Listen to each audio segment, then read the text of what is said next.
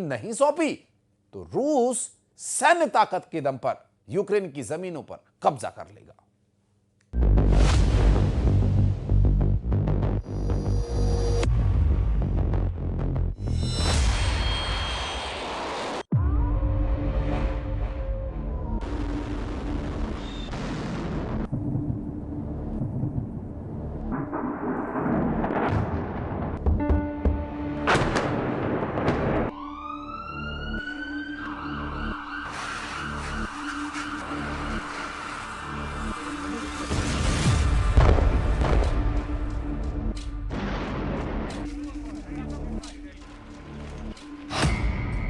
बातचीत से दो आधा यूक्रेन, वरना बारूद से छीनेंगे पूरा यूक्रेन।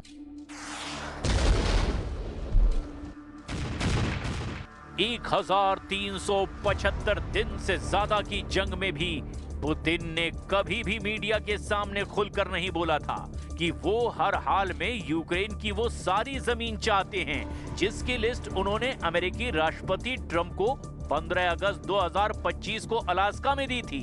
पुतिन ने लगभग 18 घंटे पहले अपने सख्त तेवरों के साथ यूक्रेन, यूरोप, नेटो और जेलेंस्की को सीधे धमकी दी है कि अगर बिना शर्त रूस को यूक्रेन ने अपनी जमीन नहीं सौंपी तो रूस यूक्रेन पर और ज्यादा हमले करके यूक्रेन की जमीन अपनी ताकत के दम पर छीन लेगा।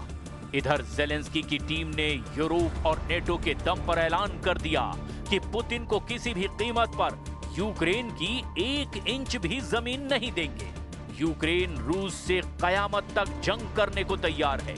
यूक्रेन के इस ऐलान के बाद से नेटो और यूरोप के देश बहुत ज्यादा खुश हैं, क्योंकि इन सभी को लग रहा था कि ट्रंप के 28 सूत्रीय शांति समझौते से जहां रूस को जबरदस्त फायदा होने वाला था, तो वहीं ट्रंप की 28 सूत्रीय शांति योजना यूक्रेन के लिए शर्मनाक हार साबित होती। कुल मिलाकर पुतिन ने 12 घंटे पहले जिस तरह से यूक्रेन पर और बड़े हमले करने का ऐलान किया है, उससे तो बिल्कुल साफ हो गया है कि अब रूस बातचीत से नहीं, बारूद से यूक्रेन की जमीन पर कब्जा करने जा रहा है। ट्रंप के 28 फॉर्मूले फेल, पुतिन का आखिरी हमला शुरू। 28 अक्टूबर 2025 से अब तक रूस यूक्रेन के लगभग 2.5% नए इलाकों पर कब्जा कर चुका है। रूस के कोहराम मचाते हमले, यूक्रेनी जमीन को रौंदते रूसी टैंक और यूक्रेन सैनिकों के चीथड़े उड़ाती रूसी मिसाइलें और ड्रोन ने पूर्वी यूक्रेन को कब्रिस्तान बना डाला है। यूक्रेन के कई इलाके तो ऐसे हैं जहां सिर्फ 100 से 150 के करीब बुजुर्ग बचे हैं। 60,000 आबादी वाले पूर्वी यूक्रेन के पोक्रोवस्क में सिर्फ 1,500 यूक्रेनी बचे हैं, जिनमें यूक्रेनी अधिकारी और इमरजेंसी सर्विस के लोग भी शामिल हैं। आप रूस के हमलों का इसी से अंदाजा लगा सकते हैं कि 60 दिन में रूस ने यूक्रेन पर 10,500 हमले किए हैं, जिसकी वजह से लुहांस्क, खेरसॉन, खार्किव, डोनेट्स्क, जापोरेजिया में भी भीषण तबाही हुई है।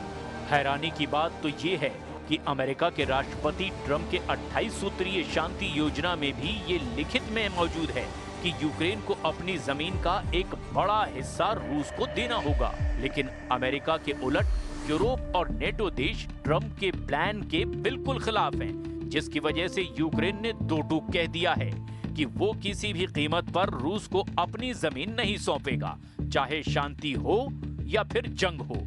लेकिन आप देखिए, जब पुतिन ने धमकी देते हुए कहा कि यूक्रेन अगर जमीन नहीं देगा तो रूस बारूदी हमलों के दम पर जमीन छीन लेगा, तो इस पर जेलेंस्की की टीम ने जो जवाब दिया, उससे साबित होता है कि यूक्रेन रूस से अभी भी लंबी जंग को तैयार है। Значит, мы до сих пор получаем заходы о прекращении боевых действий там.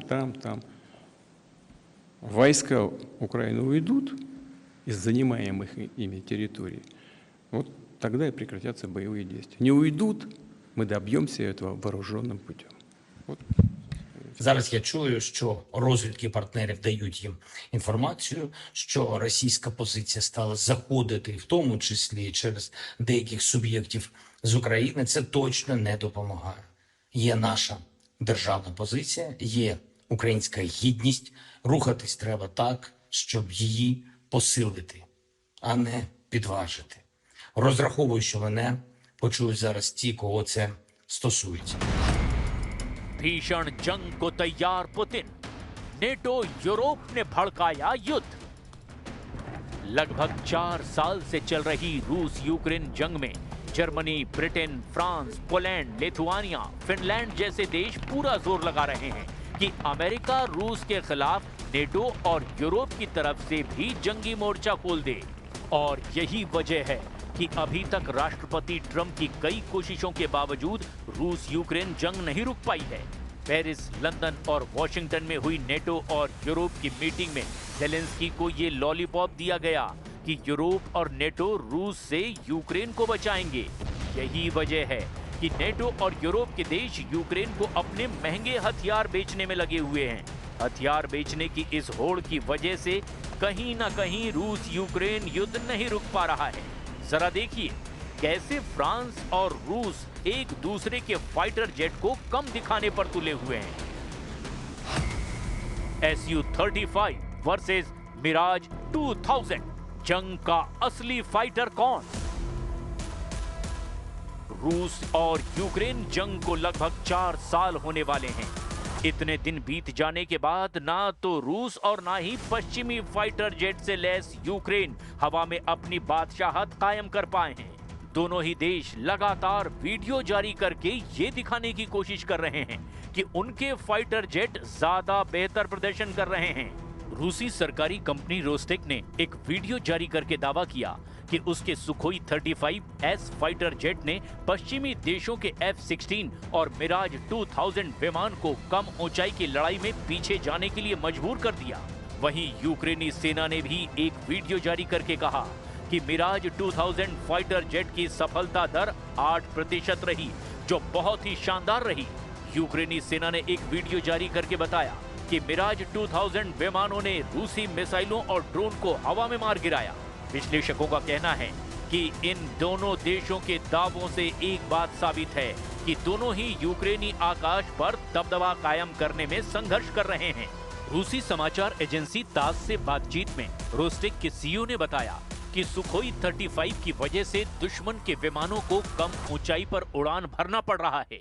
वहीं सुखोई 35 जेट सैकड़ों किलोमीटर की दूरी से अपने लक्ष्यों को तबाह कर रहा है।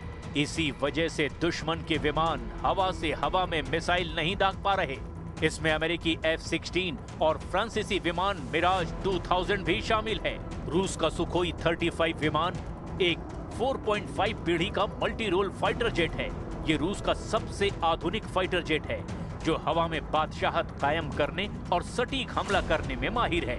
इसमें एयरबेस ई रडार लगा है जो 400 किलोमीटर दूर के लक्ष्यों की पहचान कर सकता है। इसमें लंबी दूरी तक मार करने वाली R-77 या R-37M मिसाइलें लगी है। रूस अब तक करीब 8 सुखोई 35 जेट को जंग में गंवा भी चुका है।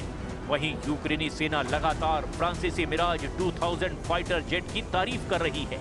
यूक्रेनी वायुसेना ने एक वीडियो जारी करके बताया कि मिराज 2000 की मैजिक 2 मिसाइल युद्ध के दौरान बहुत ही प्रभावी साबित हुई है।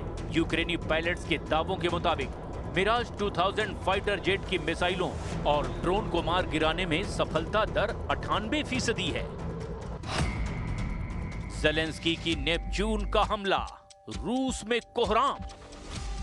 रूस जिस तरह से यूक्रेन पर हमला कर रहा है, ठीक उसी तरह से यूक्रेन भी रूस पर जबरदस्त हवाई हमले करने में जुटा है। अब तक यूक्रेन की सेना रूस के 38 में से 16 तेल रिफाइनरियों पर हमला कर चुकी है, जिसकी वजह से रूस की 40% तेल क्षमता पर असर पड़ा है। इधर ज़ेलेंस्की ने रूस के खिलाफ 1000 किलोमीटर तक मार करने वाली नेपच्यून क्रूज मिसाइल को हमले के लिए उतार दिया है। खुद ज़ेलेंस्की इसका वीडियो जारी कर चुके हैं। ज़ेलेंस्की का दावा है कि फ्लेमिंगो मिसाइल की तरह अब यूक्रेन की नेपच्यून मिसाइल भी रूस पर हमला करने लगी हैं।